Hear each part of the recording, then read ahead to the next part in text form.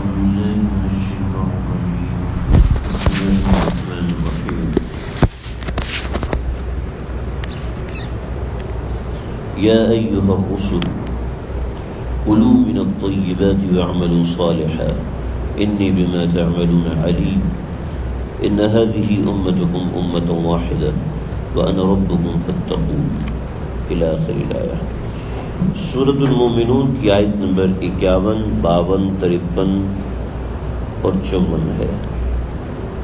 اللہ رب العزت ان آیات کے اندر ایک شکوہ فرما رہے ہیں، یعنی اوپر امتوں کے واقعات سنائے اور پھر انبیاء کو مخاطب کرنے کے بعد انسانوں سے، مجھ سے اور آپ سے اللہ تعالیٰ نے ایک شکوہ فرمایا۔ شکوے کا خلاصہ یہ ہے کہ اللہ رب العزت نے ہمیں چلنے کے لیے کتاب دی ہے، ہمیں چلنے کے لیے پیغمبروں کی رہنمائی دی ہے، اور انسان اس کتاب کو چھوڑ کے، پیغمبروں کی رہنمائی کو چھوڑ کے اپنی من مرضی کی زندگی گزارتا ہے۔ تو شکوہ یہ ہے کہ پیدا میں نے کیا اور مرضی کسی اور کی، پیدا میں نے کیا اور طریقہ کسی اور کا، پیدا میں نے کیا اور زندگی گزارنے کے لیے تعلیمات میرے علاوہ کسی اور کی لے کے چل رہے ہیں۔ یہ بے وفائی ہے، اور یہ ایسی چیز ہے جس پہ کسی کو بھی شکوہ کرنا چاہیے۔ چنانچہ اللہ رب العزت اس کے اوپر شکوہ فرما رہے ہیں، جس کا حاصل یہ ہے کہ ہم اپنی من مرضی کرنے کی بجائے اپنی زندگی کے لیے وہ اصول بنائیں، وہ پیرامیٹرز بنائیں جو اللہ رب العزت نے بیان فرمائے۔ چنانچہ یا ایھا الرسل، اے میرے پیغمبروں، کلوا من الطیبات، میں نے تمہیں آزاد پیدا کیا ہے، لہٰذا تم کھاؤ پیو۔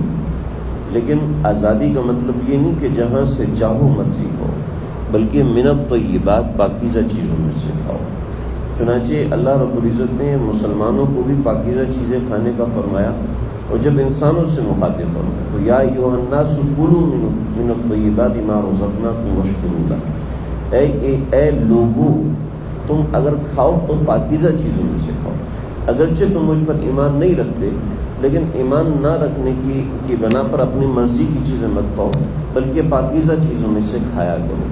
اس کا مطلب یہ ہے کہ جو حلال چیزیں ہیں وہ خود بخود سمجھ میں آ جاتی ہیں کہ یہ حلال ہیں، اور لیکن اس کے باوجود اللہ رب العزت نے ان کو بیان کر دیا کہ یہ حلال چیزیں ہیں۔ پاکیزہ چیزیں کھانے سے انسان کی روحانیت کا، انسان کے اندر کا بہت گہرا تعلق ہے۔ ہم اگر اپنے مزاج کے اندر ایسی چیزوں کو شامل کر دیں جس کو شریعت نے حرام قرار دیا ہے، تو اس سے انسان کے اندر ایک حیوانی خواہشات پیدا ہوتی ہیں، گندی قسم کی خواہشات پیدا ہوتی ہیں۔ چنانچہ شراب پینے کے بعد انسان کی عقل معاف ہو جاتی ہے، خنزیر کا گوشت کھانے کے بعد انسان کے اندر بہیمیت جاگتی ہے، یعنی انسان کی خواہشات بے محابہ ہوتی ہیں، یعنی گندی قسم کی خواہشات اتنی غلط طریقے سے ابھرتی ہیں کہ عام انسان اس کے بارے میں سوچ نہیں سکتا۔ چنانچہ شہوت رانی کے ایسے طریقے ایجادات ہو رہے ہیں جس طریقوں کے بارے میں پہلے لوگوں کو اندازہ بھی نہیں تھا کہ اس طریقے سے بھی شہوت پوری کی جا سکتی ہے۔ چنانچہ اتنے گندے طریقے ایجاد کیے جا رہے ہیں، ایسے برے طریقے ایجاد کیے جا رہے ہیں جن کو شریف آدمی اپنی زبان پہ نہیں لا سکتا، نہیں ہم یہاں پر بیان کر سکتے۔ اس کی بنیادی وجہ ہے کہ انسان کے کھانے پینے میں حرام چیز داخل ہوتی ہے۔ جب حرام چیز داخل ہوتی ہے تو انسان کی شہوت کی آگ کبھی نہیں بجھتی۔ کھانے پینے کا انسان کی روحانیت سے بہت گہرا تعلق ہے۔ آپ افطار کے اندر خوب ٹھوس کے کھائیں، آپ سے تراویح نہیں پڑھ رہے ہوں گے، دل ہی نہیں کرے گا پڑھنے کا۔ آپ افطار میں متوازن غذا کھائیں، آپ دیکھیے گا خود جی چاہے گا، طبیعت چاہے گی نماز پڑھنے کی، اور جب 20 تراویح پڑھ لیں گے تو جی چاہے گا کچھ اور بھی پڑھے۔ لیکن اگر ہم نے خوب ٹھوس کے کھایا، ہر چیز، ہر فلور فل کیا ہے، تو تراویح کے اندر ہی اونگیں آئیں گی، جمائیاں آئیں گی، اور تراویح کے بعد فوراً بھاگنے کا بھی دل کرے گا، مسجد میں رکنے کا بھی دل نہیں کرے گا۔ تو کھانے پینے کا روحانیت سے بہت گہرا تعلق ہے، بہت گہرا تعلق ہے۔ چنانچہ اسی وجہ سے اللہ نے کافروں کو مخاطب نہیں فرمایا، لیکن پھر بھی کھانے پینے کے اندر ان سے بھی فرمایا کہ تم پاک چیزیں کھایا کرو، گندی چیزیں نہ کھایا کرو، یعنی ایسی چیزیں کہ جس کو اللہ نے حرام قرار دیا ہے وہ ناپاک ہیں، وہ غلط چیزیں ہیں، اس سے انسان کے مزاج میں بہیمیت جاگتی ہے، حیوانیت جاگتی ہے۔ صرف یہی نہیں بلکہ انسان کے مزاج میں ایسے جذبات ابھرتے ہیں جو جذبات عام انسان کے مزاج میں نہیں، جیسے قتل کرنے کا جذبہ ہے، اولاد کو قتل کرنے کا جذبہ ہے، اسی طریقے سے اپنے پیاروں کو مارنے کا جذبہ ہے، مقدس ہستیوں کے خلاف زبان کھولنے کے جذبات ہیں۔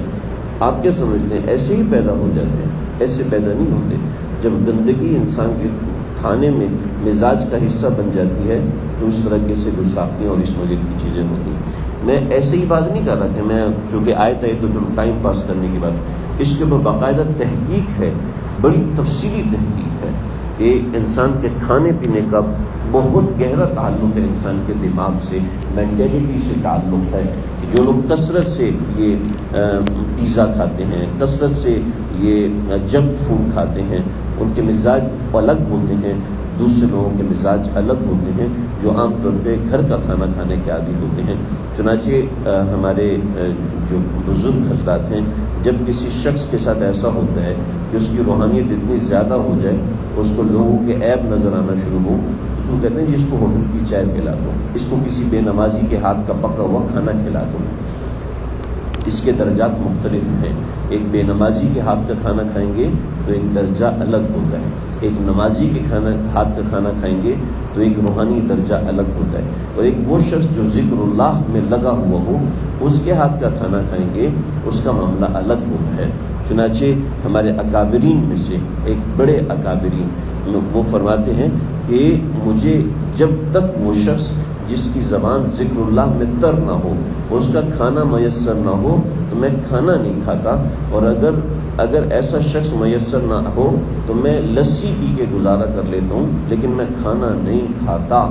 یعنی ہمیں یہ نہیں کرنا، میں آپ کو ہرگز اس کی تعلیم نہیں دے رہا، میں صرف یہ کہہ رہا ہوں کہ کھانے کا اثر ہوتا ہے، صرف یہ بتا رہا ہوں کہ یا رسل کلوا من الطیبات، اچھا کھانا کھایا کرو، اچھے سے اچھا کھانا کھانا چاہیے، لذیذ سے لذیذ کھانا کھانا چاہیے، لیکن پاکیزہ کھانوں میں سے کھانا کھانا چاہیے۔ اور جب ایک وقت میں ایسا آئے کہ پیٹ آپ سے کہنے لگے کہ اب بس کر دینا چاہیے، یعنی اندر سے ایک آواز ہر بندے کو آتی کہ اب نہیں کھانا کھانا چاہیے، تو اس کے بعد ہر اچھا کھانا بھی طیبات میں سے نہیں رہتا، لہٰذا اس وقت ہاتھ کو روک دینا چاہیے۔ جس شخص کا ہاتھ کھانے میں کنٹرول ہے، ایسے شخص کو اللہ رب العزت تقویٰ کی بڑی اچھی توفیق دیتے ہیں، اور جس شخص کا کھانے میں ہاتھ کنٹرول نہیں ہے، اس کے تقویٰ میں ڈینٹ لگتا ہے، کسی نہ کسی جگہ پر کمی محسوس ہوتی ہے اور بہت بڑی کمی آتی ہے۔ تو کلوا من الطیبات، پاکیزہ چیزوں میں سے کھاؤ، ناپاک چیزوں میں سے نہ کھاؤ، اس میں حرام کردہ چیزیں، پھر درجات بڑھتے چلے جاتے ہیں۔ لہٰذا زیادہ عادت نہیں ہونی چاہیے انسان باہر کا کھانا کھائے۔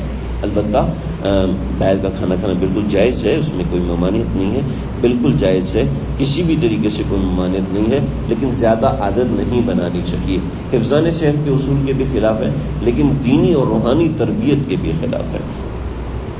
وَاعْمَلُوا صَالِحًا، فوراً آگے کہنا تو کلوا من الطیبات وَاعْمَلُوا صَالِحًا، اس کا مطلب ہے کھانے پینے کا تعلق نیک اعمال سے ہوتا ہے، نیک اعمال سے کھانے پینے کا بہت گہرا تعلق ہوتا ہے۔ انی بما تعملون علیم، اس لیے کہ جو تم کرتے ہو میں اس کو بہت اچھے سے جانتا ہوں۔ کیسے جانتا ہوں؟ ایسے جانتا ہوں کہ فلاں کام کرنے سے کیا اثر ہوا۔ جیسے ہم کہتے ہیں میں آج فلاں جگہ پہ گیا، تھک گیا ہوں، تو ہم اس کا مطلب یہ کہہ رہے ہیں کہ فلاں جگہ جانے سے میں تھک گیا ہوں، ٹریولنگ کی ہے، میں تھک گیا ہوں۔ تو جیسے ہم یہ کہہ رہے ہوتے ہیں، تو ایسے اللہ کو ہر چیز کی علت پتہ ہوتی ہے۔ میں یہاں بیٹھا ہوں تو کیوں بیٹھا ہوں، اللہ کو پتہ ہے۔ میں یہاں سے جا رہا ہوں تو کیوں جا رہا ہوں، یہ بھی اللہ کو پتہ ہے۔ میری نیت بھی پتہ ہے، میرے معاملات بھی پتہ ہیں، میرے حالات بھی پتہ ہیں، اللہ ہر چیز کو جانتے ہیں۔ لہٰذا ہم سے مطالبہ ہے ہم اپنا ہر معاملہ اللہ کے حوالے کیا کریں۔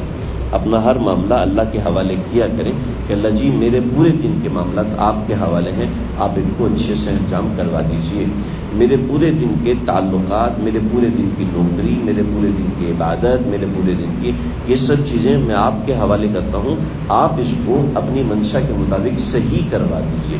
وَأُفَوِّضُ أَمْرِي إِلَى اللَّهِ، اللہ کے نبی نے ایک دعا ارشاد فرمائی کہ اے اللہ میں اپنے معاملات آپ کے سپرد کرتا ہوں۔ چنانچہ انی بما تعملون علیم کا یہ تقاضا ہے۔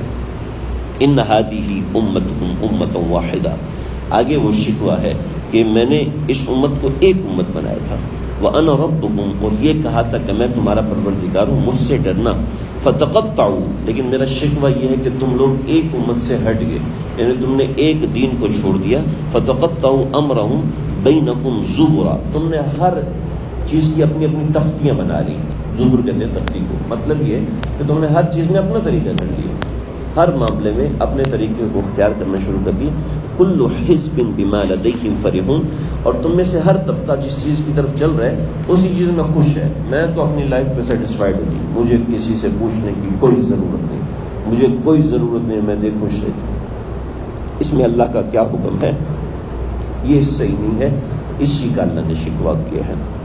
چنانچہ اللہ فرماتے ہیں فذرہم، ان کو چھوڑو، مطلب یہ کہ جو اپنی مرضی سے زندگی گزارنے شروع کر دیتا ہے تو اللہ اس کو سمندر میں کھلی کشتی کی طرح چھوڑ دیتے ہیں۔ فذرہم، چھوڑو ان کو، فی غمراتہم حتی حین، وہ اپنی مرضی سے چلتے جائیں، حتی حین، پھر جب ان کو موت آئے گی تو پھر پتہ چلے گا کہ اس بارے میں ہمارا کیا حکم ہے۔ اور بھی چند باتیں ہیں اگلی آیت میں آ رہی، یہاں تک انشاءاللہ رکھتے ہیں، آئندہ ذکر کروں گا، اللہ سمجھ لے گا۔